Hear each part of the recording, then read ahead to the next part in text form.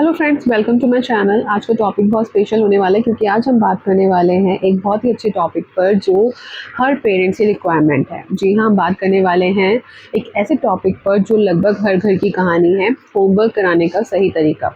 अगर आप पेरेंट हैं तो शायद आपने भी ये सिचुएशन ज़रूर फेस की होगी। स्कूल से बच्चा घर आता है, बैग एक तरफ फेंका और होमवर्क का नाम सुनते ही उसका मूड ख़राब हो जाता है। फिर शुरू होती है रोज़ की कहानी, रोज़ की लड़ाई। होमवर्क कर लो, बच्चा कहता है अभी नहीं। फिर कितनी बार बोलूँ, बच्चा कहता है बाद में करूँगा। और धीरे धीरे होमवर्क एक लर्निंग एक्टिविटी के बजाय स्ट्रेस का रीज़न बन जाता है। लेकिन सवाल अब ये उठता है कि क्या होमवर्क कराना सिर्फ बच्चे को बैठा देना और काम पूरा करवा देना होता है? बिल्कुल नहीं। होमवर्क का असली पर्पस होता है बच्चे को सेल्फ डिसिप्लिन, रिस्पॉन्सिबिलिटी और इंडिपेंडेंट लर्निंग सिखाना।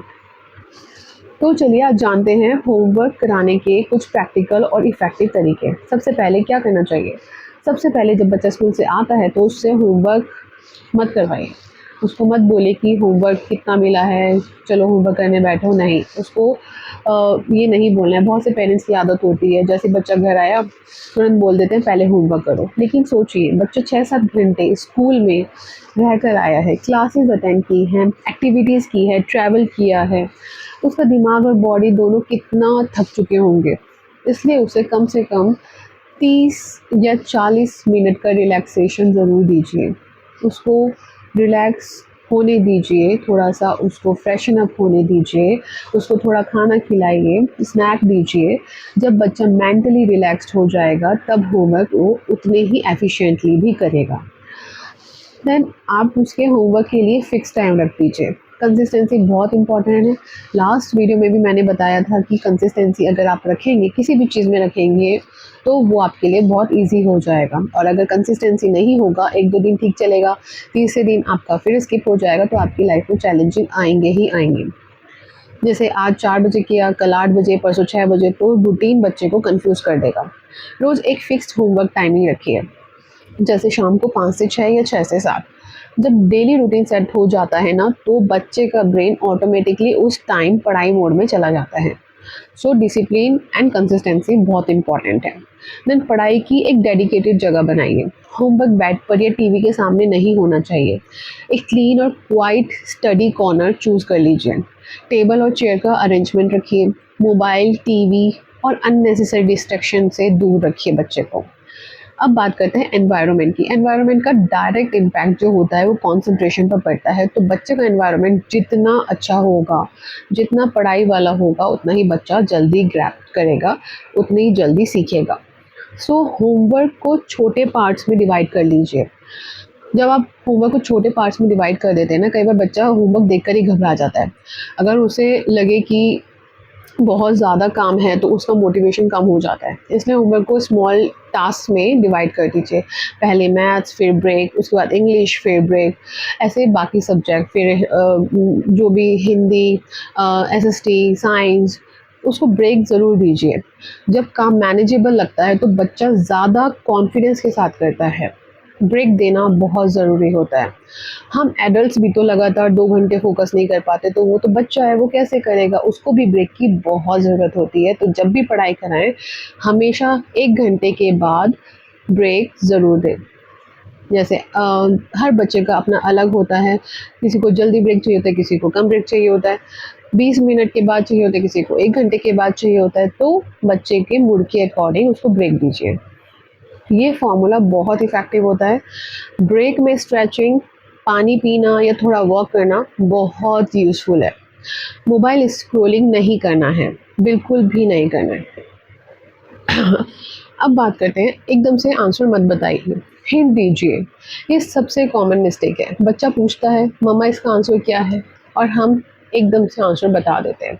इससे होमवर्क कंप्लीट तो हो जाता है, लेकिन हमारी जो बच्चे की लर्निंग है वो नहीं हो पाती। उसकी जगह उससे क्वेश्चन पूछिए, तुम्हें क्या लगता है क्लास में टीचर्स ने क्या समझाया था, किस चैप्टर में ये था। सो उससे ये सारे क्वेश्चंस पूछने से बच्चा जो है वो सोचेगा, उसका दिमाग उस चीज़ में काम करेगा कि वो बहुत कैलकुलेशन करेगा माइंड में। इस तरह बच्चा खुद आंसर तक पहुंचना सीख जाता है, वो खुद आंसर देने के काबिल हो जाता है। तो उससे क्वेश्चन का आंसर एकदम से मत बताइए। एंड गलतियों पर चिल्लाइए मत। गलतियाँ लर्निंग का एक बहुत बड़ा हिस्सा होती है। अगर बच्चा गलत आंसर लिख देता है और पेरेंट गुस्सा कर देते हैं, तो बच्चा सीखने के बजाय गलती से डरने लगता है। उससे समझाइए कि जो भी रीज़न है उसको बताइए, उसको गाइड करिए, लेकिन इंसल्ट या कंपैरिज़न तो बिल्कुल मत करिए। दूसरे बच्चों से कंपेयर तो बिल्कुल भी मत करिए कि उनका बेटा तो बहुत इंटेलिजेंट है, अपने कज़िन को देखो।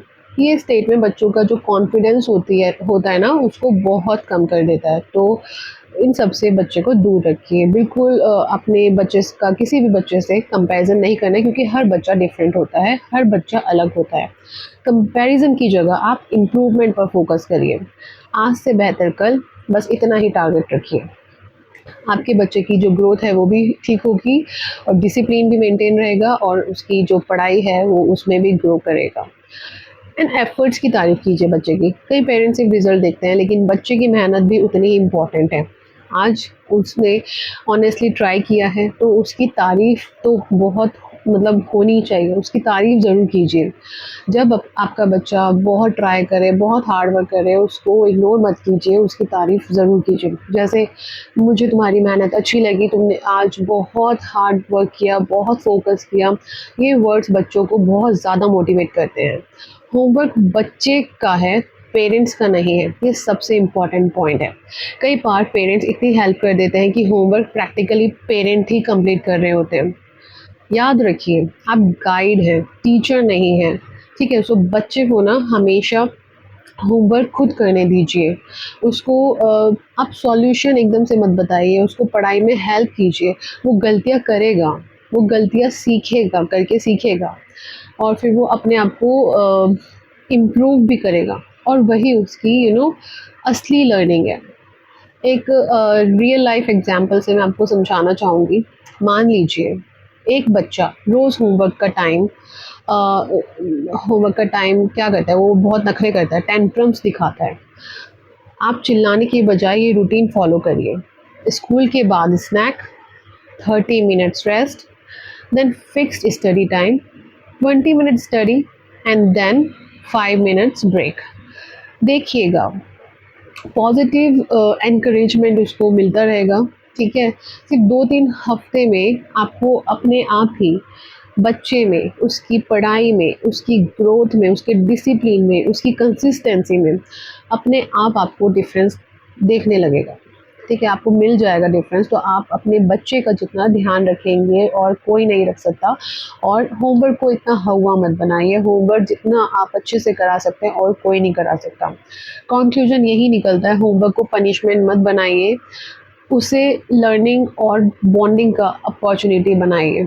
जब पेरेंट्स प्रेशर की जगह सपोर्ट देते हैं, जब डांट की जगह गाइडेंस देते हैं और जब कंपैरिजन की जगह एनकरेजमेंट देते हैं, तब बच्चा सिर्फ होमवर्क ही नहीं करता, बाकी बाकी चीज़ों में भी वो अच्छा परफॉर्म करता है, लाइफ की इम्पॉर्टेंट स्किल सीखता है, ठीक है?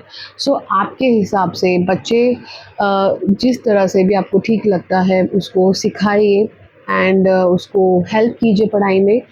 और अगर वीडियो पसंद आई है तो प्लीज़ मेरी वीडियो को लाइक कीजिए, शेयर कीजिए एंड सब्सक्राइब करना मत भूलिए। मिलते हैं अगले वीडियो में। Thank you, God bless you.